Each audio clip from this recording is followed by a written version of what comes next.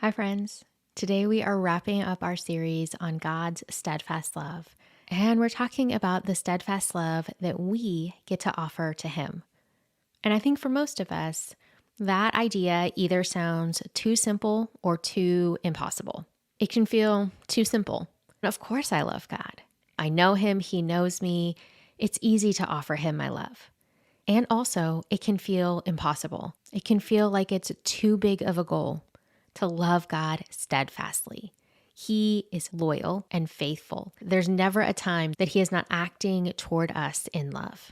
But as humans, we are fickle. We do fail. Our sin gets in the way. We have competing desires and competing interests. And so the idea of offering God steadfast love can feel impossible. No matter which group you're in, this episode is for you, and we're going to be looking at some verses in the book of Hosea.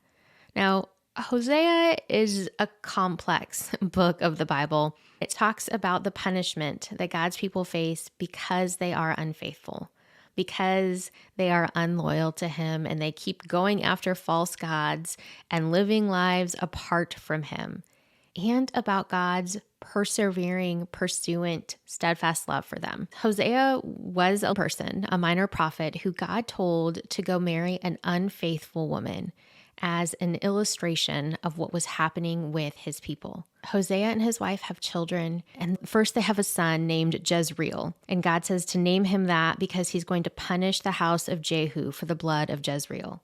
And then they have a daughter, and God says to name her No Mercy. And then they have a son, and God says to call his name Not My People. So those don't sound like names that I would want for my children. But Hosea walks in what God tells him to do. And then the chapters continue to talk about the punishment for Israel's unfaithfulness. And then the Lord's mercy on Israel. And how Hosea is instructed to redeem his wife even though she is unfaithful. The chapters continue as the Lord accuses Israel for not being faithful and not having steadfast love and not knowing the Lord. But they are unrepentant. And even as they are being judged, God speaks of His love for them. And the book of Hosea ends with a plea to return to the Lord. But there's a few verses that I want to highlight for us. Kind of towards the end of Hosea chapter 2, God is talking about His mercy, His steadfast love that He wants to show to Israel, even though the nation of Israel has been unfaithful to Him. And starting in verse 14, it says, "There, behold, I will allure her and bring her into the wilderness and speak tenderly to her." And He talks about how He will make a covenant on that day. And in verse 19, "And I will betroth you to me forever. I will betroth you to me in righteousness and in justice, in steadfast love and mercy. I will betroth you to me in faithfulness, and you shall know the Lord." And then skipping down to verse 23, "And I will have mercy on no mercy. And I will say to not my people, you are my people. And he shall say, you are my God."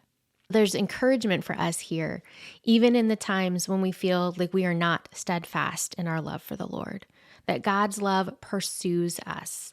God longs to draw us close to Himself. He longs to restore us into that relationship. And then our final verses for today come from Hosea chapter 6, and it's verses 3 and 6.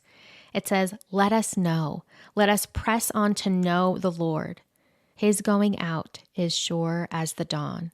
He will come to us as the showers, as the spring rains that water the earth." And then God talks, and He says, "For I desire steadfast love and not sacrifice, the knowledge of God rather than burnt offerings." We've been going through this series talking about God's steadfast love toward us. And one of the ways, maybe even the strongest way that I know to grow in steadfast love toward God is by receiving more of His steadfast love for me. Because God is love. Love comes from God. And I can't work up love on my own.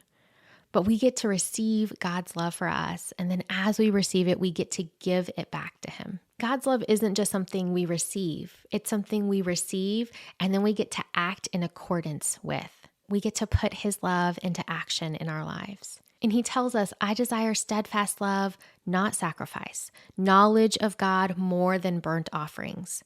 And I think there's a clue here to natural human tendencies to look for ways to give God the thing he's wanted quickly.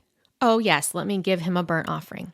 Let me go sacrifice for him in some way. But what he's beckoning us into is relationship. He's saying, I want you to know me. I want you to come to me with steadfast love. I want you to be loyal in your love for me.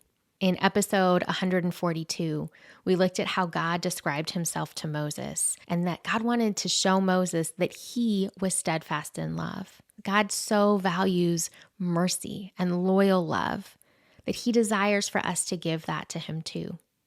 And so whether that feels difficult or easy for you today, we're going to go talk with God about that.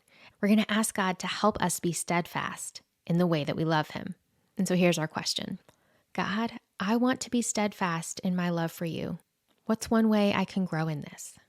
Have a good talk.